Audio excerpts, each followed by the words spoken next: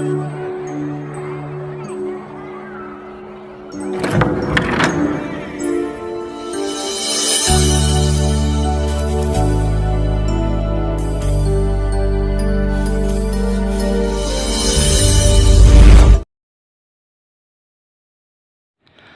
Friends, तो आज बेलन से रिलेटेड बहुत ही कॉम्प्लिकेटेड प्रश्न लेकर आया हूँ।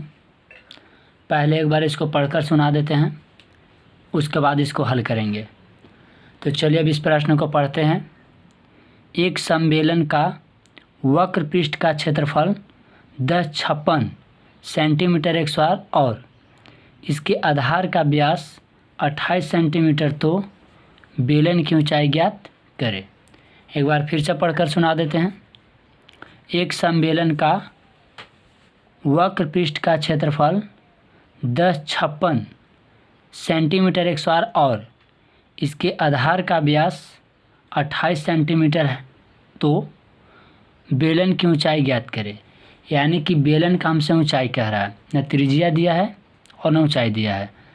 तो पहले त्रिज्या निकालेंगे, उसके बाद समबेलन का वक्र पृष्ठ के क्षेत्रफल की मदद से बेलन की ऊंचाई निकालेंगे। तो चलिए सबसे पहले हम आप लोग को बेलन का फिगर दिखाते हैं।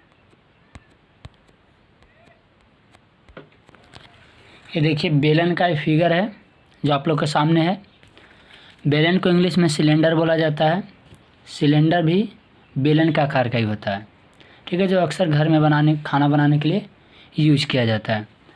तो सिलेंडर में दो ही चीज़ होता है, पहला त्रिज्या और दूसरा ऊंचाई। क्या सिलेंडर में मुख्य रूप से दो ही चीज़ होता है, पहला त्रिज्या और दूसरा ऊंचाई। ऐसे कहने के लिए आप व्यास भी कह सकते हैं। अगर यहाँ से आप तक लाइनिंग खींच दे तो ये पूरा व्यास हो जाएगा। लेकिन व्यास के मदद से ना तो बेलन का आयतन निकलेगा और नहीं तो वक्र पृष्ठ का क्षेत्रफल, आपको त्रिज्या निकालना ही होगा। तो इसीलिए सिलेंडर यानी कि बेलन में मुख्य रूप से दो ही चीज़ होता है, पहला त्रिज्या जिसको r से सूचित करते हैं, दूसरा ऊंचाई जिसको h से सूचित करते हैं। तो चलिए अब इस प्रश्न को पूरा करते हैं। तो देखिए यहाँ पे हमने लिख रखा है समबेलन का वक्र पृष्ठ का क्षेत्रफल बराबर कितना, 1056 सेंटीमीटर x²। समबेलन का वक्र पृष्ठ का क्षेत्रफल बराबर 1056 सेंटीमीटर x² जो दिया हुआ है प्रश्न में। देखिए यहाँ पे समबेलन का वक्र पृष्ठ का क्षेत्रफल 1056 सेंटीमीटर x²। और एक चीज़ प्रश्न में दिया है क्या, तो व्यास क्या दिया हुआ है, व्यास कितना, देखिए यहाँ पे आधार का व्यास बराबर कितना, 28 सेंटीमीटर। प्रश्न में दो चीज़ दिया हुआ है, समबेलन का वक्र पृष्ठ का क्षेत्रफल और दूसरा आधार का व्यास, यानी कि आधार का व्यास बराबर 28 सेंटीमीटर। तो व्यास के मदद से बेलन की त्रिज्या निकालेंगे। देखिए कैसे निकालते हैं। आधार की त्रिज्या बराबर एक सूत्र होता है, आधार की त्रिज्या बराबर एक सूत्र होता है क्या, व्यास बटा 2। तो देखिए बेलन का व्यास जितना दिया हुआ है वो व्यास की जगह पुट कर देंगे। आधार का व्यास यानी कि बेलन का व्यास कितना दिया हुआ है, 28, तो यहाँ पे 28 पुट कर देंगे, बटा में 2, यानी कि व्यास के आधा त्रिज्या होता है। साफ याद रखिएगा, व्यास के आधा त्रिज्या होता है। आधार की त्रिज्या बराबर व्यास बाई 2, यानी व्यास कितना दिया हुआ है 28 सेंटीमीटर और बटा में कितना है 2, तो 2 से 28 को काट देंगे। 2 से जब 28 को डिवाइड करेंगे, भाग देंगे, तो कितना बार में कटेगा, 14 बार में। जब 2 से 28 को डिवाइड करेंगे तो क्या बार में कटेगा, 14 बार में। यानी कि आधार की त्रिज्या हमको कितना आ गया, 14 सेंटीमीटर। आधार की त्रिज्या कितना आ गया, 14 सेंटीमीटर। व्यास के आधा त्रिज्या होता है, ऐसे ही याद रखिएगा डायरेक्ट।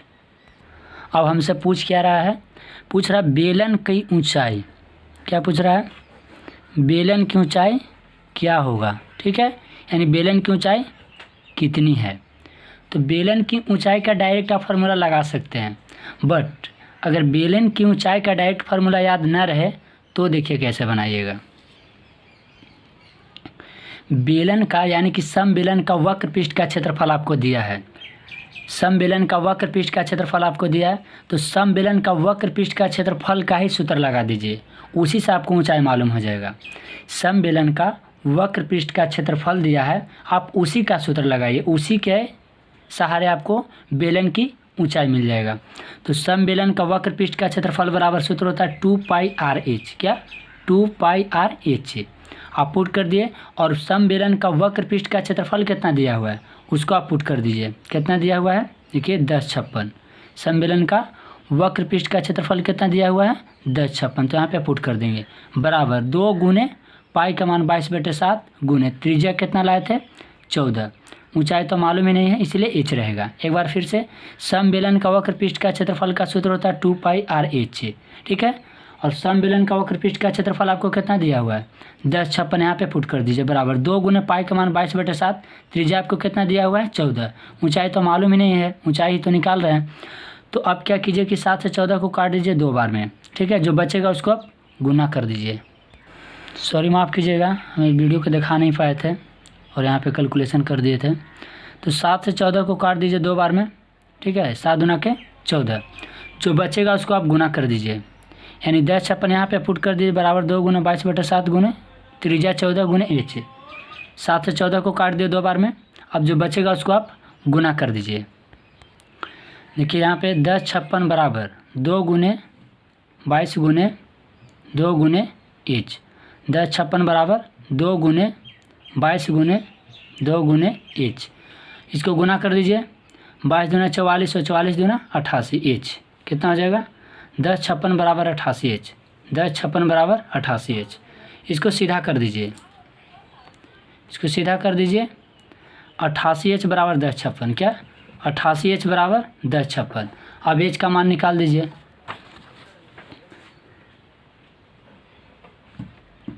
h बराबर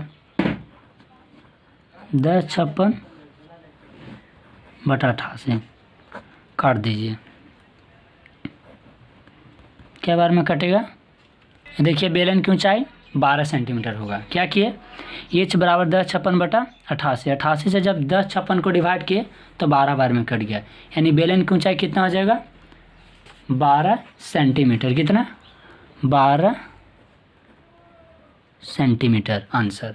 अगर आपको वीडियो पसंद आया हो तो लाइक, सब्सक्राइब और अपने दोस्तों के पास शेयर ज़रूर करें। Thank you.